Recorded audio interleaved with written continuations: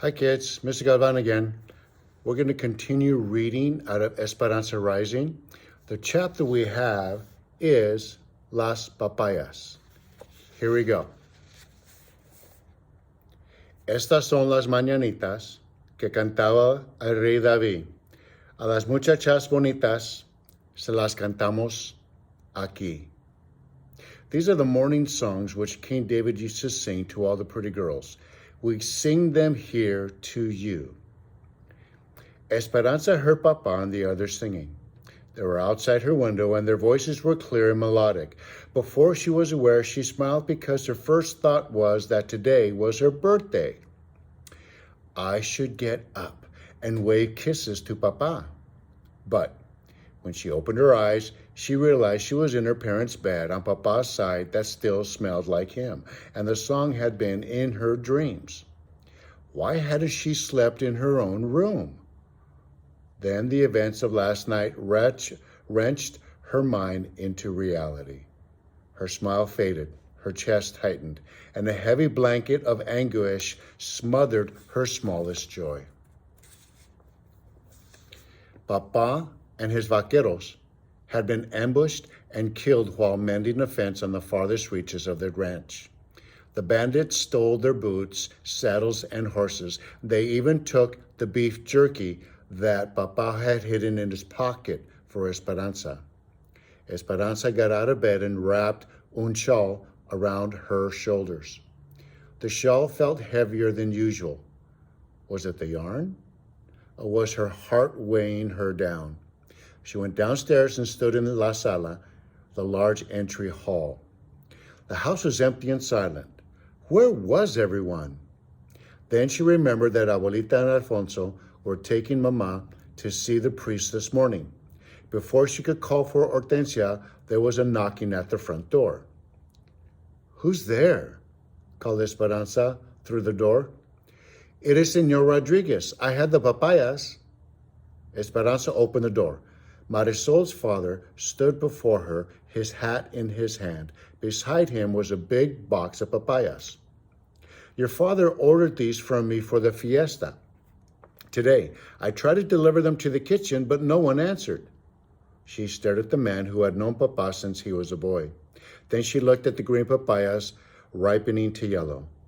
She knew why Papa had ordered them. Papaya, coconut, and lime salad was Esperanza's favorite, and Hortensia made it every year on her birthday. Her face crumbled. Señor, she said, choking back the tears, have you not heard? My papa is dead. Señor Rodriguez stared blankly, then said, ¿Qué pasa, niña? What happened? She took a quivery breath as she told the story. She watched the grief twist Señor Rodriguez's face and overtake him as he sat down on the patio bench, shaking his head.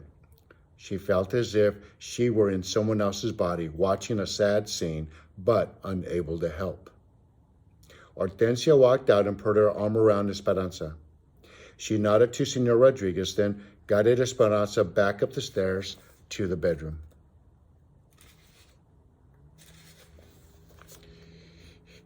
He ordered the papayas, added Esperanza.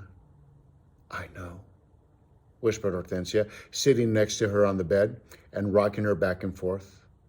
I know. The rosaries, masses, and funeral lasted 3 days. People whom Esperanza had never seen before came to the ranch to pay their respects. They brought enough food to feed 10 families every day, and so many flowers that the overwhelming fragrance gave them all headaches, and Hortensia finally put the bouquets outside. Marisol came with Señor and Señora Rodriguez several times. In front of the adults, Esperanza modeled Mama's refined manners, accepting Marisol's condolences. But as soon as they could, the two girls excused themselves and went to Esperanza's room, where they sat on her bed, held hands, and wept as one. The house was full of visitors and the polite murmurers during the day. Mama was cordial and attentive to everyone, as if entertaining them gave her purpose. At night, though, the house emptied. The rooms seemed too big without Papa's voice to fill them. and the echoes of their footsteps deepened their sadness. Abuelita sat by Mama's bed every night and stroked her head until she slept. And then she would come around to the other side and do the same for Esperanza. But soon after, Esperanza often woke to Mama's soft crying, or Mama woke to hers, and then they held each other without letting go until morning. Esperanza avoided opening her birthday gifts. Every time she looked at the packages, they reminded her of the happy fiesta she was supposed to have. One morning, Mama finally insisted, saying, Papa would have wanted it. Abuelita handed Esperanza each gift, and Esperanza methodically opened them and laid them back on the table. A white purse for Sundays, with a rosary inside from Marisol, a rope of blue beads from Chita, the book Don Quixote from Abuelita, a beautiful embroidered dresser scarf from Mama for someday.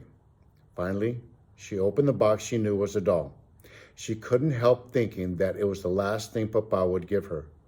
Hands trembling, she lifted the lid and looked inside the box.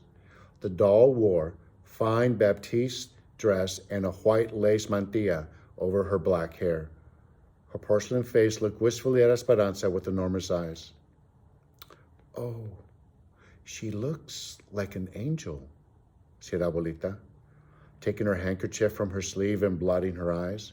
Mama said nothing but reached out and touched the doll's face. Esperanza couldn't talk. Her heart felt so big and hurt so much that it crowded out her voice. She hugged her doll to her chest and walked out of the room, leaving all the other gifts behind. And that's it for now.